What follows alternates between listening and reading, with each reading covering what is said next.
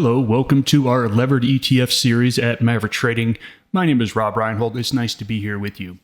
Before we just jump right in and take a look at the SPXU, we really have to go over what exactly is an ETF. If you don't know what an ETF is, you're not going to understand the rest. So real quickly here, let's go into what an ETF is.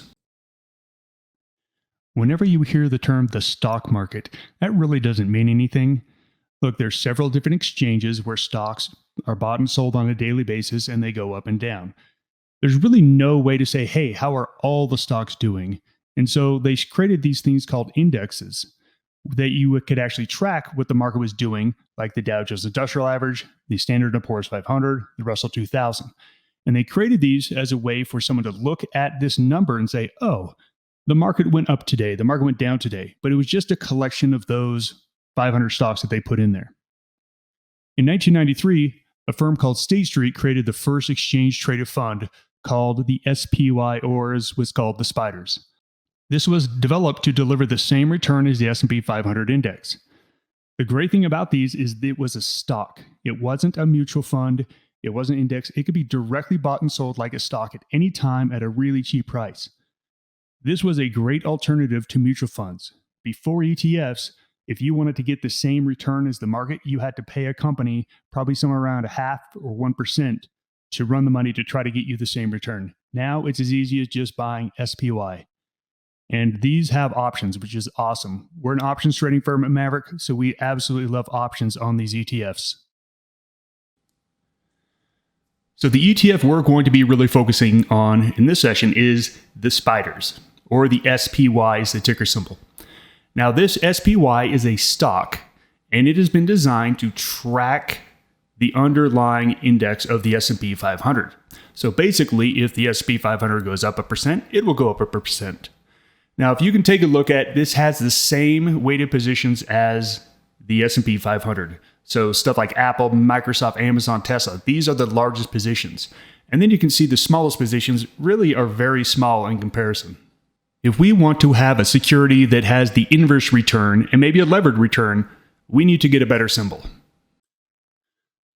Let's take SPY, which is the ticker symbol for the S&P 500 ETF. Let's say there's a trader out there that says, you know what, I want to get the inverse return and I want to get a 3 times levered return. So we'll take the magnifier to that, times it by -3. And once we do that, we're going to end up with the symbol SPXU. This is the symbol for the 3x negative return of the SPY. We are so happy to have these inverse ETFs. We now have some choices what we do in our portfolios that we didn't have before. This here is simply the short S&P 500 ETF, and you can see it's going down, which means that the market is going up. When it starts to go up, it means that the market has been going down. It gives you an inverse return. Congratulations, you finally have a way to hedge and go short in your IRAs. Before this, you weren't allowed. You cannot short stock in an IRA. You cannot do options in most IRAs. Some you can. But now this gives every single person the ability to trade and hedge in their IRAs on the short side. So here on the left is the SPY, and on the right is the SPXU. You can see that they are basically moving in tandem together. When one goes down, the other is going up, and you can see the candles are about the same size. Now, the SPXU is a 3x levered ETF, but because of the scaling, the candles are going to look the exact same. I wanted to stop right here and go through something that's likely going to confuse you as you go out and look at the world of 3x ETFs. There are 2 3x inverse ETFs of the S&P 500. There's the SPXS and there's the SPXU. They are run by different companies, so they're competing for your trade. They say, hey, we want to be the one who gets your trade, and so go with us.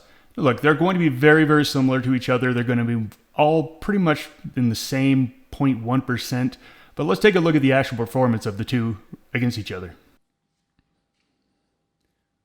So let's take a look at both the SPXS and the SPXU side by side, and let's see how they move. As I said, these are going to be very, very similar to each other, and they're going to move really within 0.1% of each other for the most amount of time. But let's take a look at which one is actually the best. Is there one that is actually better than the other? On the left is the return for the SPXS, and on the right is the return for the SPXU. Now, these have both been around for over a decade. You can see the SPXS started in 2009, the SPXU in 2010. Let's see which one actually performed better. Now, if we just take something like 2018, this is a pretty easy one. 3.75% and 3.4%. So the SPXU did a little bit better than the SPXS. But let's talk about all the other years. This is the side-by-side comparison of the differential between the two. So when someone asks you the question, okay, which one is better? Technically speaking, the SPXU is the better option. That's just all there is to it. When we take a look at the numbers, that is just the facts. Now, ironically, as I'm making this video in 2022, the SPXS is actually outperforming the SPXU for the year. So how and when do you trade the SPXU? Well, intraday trading or swing trading is a great use of the SPXU. Remember, this is simply just a ticker symbol. It is going to go up or down, but it's a way for you to basically trade the market, the S&P 500, and do it in a leveraged fashion. So let's take a look at a potential trade. Let's take a look at using the SPXU as a short-term trading vehicle. Now, I've got this on a 1-hour chart here, and this is going to be a day trade, meaning that we're going to get in and out within the same day. So we've seen this 5-wave pattern to the upside, and we assume that after a 5-wave pattern, we're likely to see an ABC correction. So you can see we've broken below moving averages. Everything looks pretty less bullish right here. And at this point, we're assuming it's going to bounce up and then make another low before it starts its uptrend again, which again, remember, this is the inverse. So that means that during this period of time, the market is bouncing. And we're waiting for that market to bounce and then fall apart. And that's when we want to get into the trade. So it's not quite there yet. Let's see what happens. Okay, so there we go. We just got a confirmation there. So we can go ahead and label this as our B move. We have no idea how far we're going to go down here. Let's see if we go down anymore. Okay, and you can see it's pretty clear here that that was it. That was our wave pattern to the downside. Now, it doesn't mean that we can just jump in and buy here. There is no expectation that this is going to be a strong uptrend other than our hopes and dreams. We have to wait for confirmation. This for me right here, if we can break above this last high, that's going to be the entry point. We'll see if we can get to that point. Remember, the market doesn't have to do what we think it's going to do. All right, so there we go. Entry point, let's call it 1953. That's going to be our entry point for the buy. And of course, every order has to have a stop order. Where are we going to get out if we're wrong? I really like to use moving averages. I wish this 20-period moving average was a little bit tighter, so I'm going to be looking to use the 50. We're going to be down below the 50-period moving average here for a stop. Let's see what happens. All right, it continues to move up. And you know what? We got a little gap there, which means that was the next day. And this was a Friday, April 22nd. You can see the next day is Monday. So this would be our exit point. Since it was a day trade, meaning we're not going to hold any longer than one day. So our exit point is right around 2070. So that's about $1.20 on the trade. That's a really nice trade when you take a look at percentage. You can see that these levered 3x ETFs are fantastic trading vehicles. However, we do need to talk about some of the risks. This is something that has always surprised people because we were told this is the 3x inverse return. How hard can that be? Well, guess what? It's not the exact return.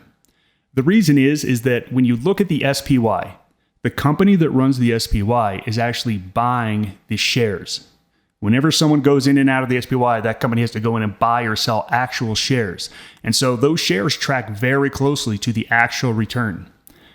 With these levered ETFs, they're using derivatives, options, futures, and some stock, and they don't get the exact return. And based on how well that company matches or tries to match the underlying security is how much of a differential there's going to be. And you can see in 2020, the SPY went up 18% and the SPXU lost 70%. That's like a 15% differential where you lost 15% more than you should have if you held it for the entire year. So let's take a look at the actual differential. So we already talked about a couple years, but let's take a look. On the left is the SPY, on the right is the SPXU. We stack them all up.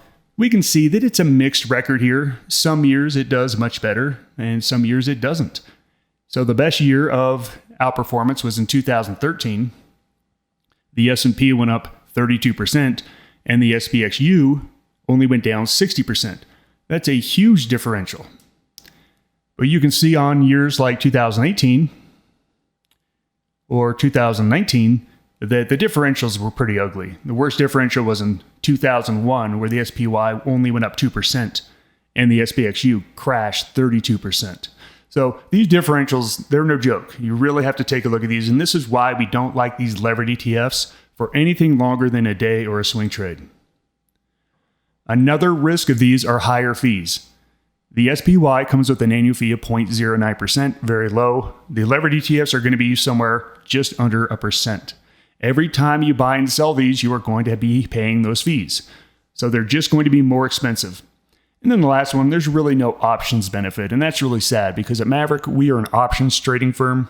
We specialize in options. Most of our traders trade 95% of options. And when you take a look at using options, there's just no benefit to using options on the levered ETFs. The reason why is that the options market knows that these are 3 times more volatile. All it's going to do is make the options 3 times more expensive, thereby negating any effect that options have. So when we are using options, all options trading should be done on the long 1F ETF. So if you wanted to do some options trade, don't do it on the SPXU, do it on the SPY. If you're looking at doing it on the TQs, the triple NASDAQ, don't do it on those. Do it on the 1X long ETF. It's a better trade. There's tighter spreads. There's more volume and liquidity. It's just better every single way. And last, let's take a look at how to use these for hedging. This, in my opinion, is the greatest use of these, especially for the average person who is a small-time trader or investor. This is a fantastic way to actually protect your money. Before these, as an investor, you had 2 choices when the market crashed, to sell or to hold, and those are really tough choices. Now, you can simply go in and hedge. Here's an example of how a trader or an investor can use the SPXU to hedge out a portfolio. Let's say that this investor or trader has about $100,000 in S&P-like stocks. So that's the size of their portfolio, and they own the large cap companies like the Amazons, the Apples, the Googles, and really a diversified portfolio. They see the market is about to crash or is crashing, and they want to do something about it. What they can do is they can simply go out and purchase a third of the amount of the SPXU, so $33,000. At this point, they've effectively hedged out their portfolio. Now, what this means is whatever happens to one side, the opposite is going to happen to the other. So let's say the market goes down 10%. Well, this trader or investor most likely lost somewhere around 10% of the value of their portfolio. Now look, because they don't directly own the S&P 500, they just own S&P-like stocks. If some of those stocks do worse than the S&P 500, their portfolio could go down 10, 11, 12, 13, 14%. However, on the other side, their long SPXU is going to go up in value. Basically, it's going to go up in value roughly the same amount of the stocks that went down in value, effectively creating a hedge against their portfolio. This is how you can use these levered ETFs to protect your existing portfolios and your existing trades. Now let's talk about the biggest risk of this all, position sizing. This is where we see people get in trouble, is that it's all about position sizing. If we go back to those yearly returns, there are some years where the ETF lost 80% of its value. If that is a too big of a position size in your trading portfolio, you're done. That year you lost it all. You never recovered from that. We have to understand with these leveraged ETFs come risk. So make sure you're only using proper position sizing on these and understand the risk. I remember even before COVID hit, we had a real crash in the oil and gas sector in January or February. And the oil and gas stocks went down 60, 70%. The ETFs went down 95%, the levered ETFs. They're very, very risky. If you have too much of your portfolio in them, it can really sting you. So have respect for these when you trade them. To wrap this up, we love the SPXU for intraday trading and swing trading. It's a fantastic vehicle. They're fun to trade. They move a lot. They're fantastic. Sadly, there is no benefit to options trading. As I said, we recommend you trade on the 1X ETF with the biggest volume. And hedging. What a wonderful way to use these to hedge out your portfolio. Now, for advanced options traders, we use these all the time as delta hedges. So if I have a lot of bullish options positions with positive delta and I want to reduce my delta, well, I can do it on every single individual trade that I have on, or I could simply just say, what is my net delta? Sell that much or buy that much SPXU and hedge the whole thing out. Fantastic vehicles. Thanks for joining me. Take care.